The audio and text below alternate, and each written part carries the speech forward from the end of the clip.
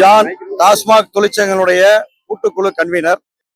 இன்றைய தினத்துல டாஸ்மாக் நிறுவனத்தில் அமுல்படுத்தப்பட்டு கொண்டிருக்கக்கூடிய காலி பாட்டில்கள் தொடர்பாக இதில் இருக்கக்கூடிய சிக்கல்களையும் சிரமங்களையும் மாவட்ட ஆட்சியர் என்ற முறையில் அவரிடம் முறையீடு செய்ய கூட்டுக்குழு சார்பில் வந்திருக்கிறோம். எங்களுடைய பிரதான கோரிக்கை என்பது கடந்த 26ஆம் தேதி கோவை மாவட்ட டாஸ்மாக் நிர்வாகத்தால் வெளியிடப்பட்டிருக்கக்கூடிய சுற்றறிக்கையை எலெக்ஷன் முடியும் வரைக்கும் இதை தற்காலிகமாக நிறுத்தி வைக்கணும். அதே சமயத்தில் நாங்கள் அரசுக்கு என்ன கோரிக்கை வைக்கிறோம்னா, காலிப்பாட்டல் திரும்ப பெறும் திட்டத்தை நீதிமன்றத்தினுடைய உத்தரவின் அடிப்படையில் அமுல்படுத்தப்படும் போது நாங்கள் அதை வரவேற்கிறோம். ஆனால் காலிப்பாட்டில் ஸ்டிக்கர் ஒட்டுவது, அதே போன்று காலி மதுப்பாட்டலை திரும்ப பெறுவதில் டாஸ்மாக் ஊழியர்களை அதில் பயன்படுத்தக்கூடாது என்ற முறையில் தான் இதில் நாங்கள் மாவட்ட ஆட்சியர் முறையில் வந்திருக்கிறோம்.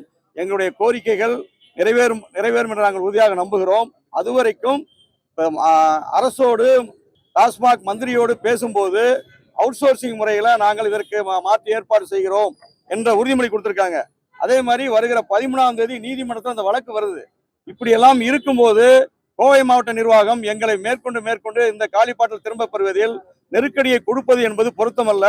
இது இப்படியே நீடிக்கும் பட்சத்தில் எங்களுக்கு வேற வழியில கடைகளை பூட்டி சாவிகளையும் அதே மாதிரி ஸ்டிக்கர்களையும் அந்தந்த நிர்வாகத்தில் ஒப்படைப்பதற்குண்டான அந்த பிரச்சனை, அந்த சூழ்நிலை நோக்கி எங்களை தள்ள வேண்டாம் என்று இந்த கூட்டுக்குழு வாயிலாக இந்த மெத்த பணிவோடு வலியுறுத்தி கேட்டுக்கொள்கிறோம்.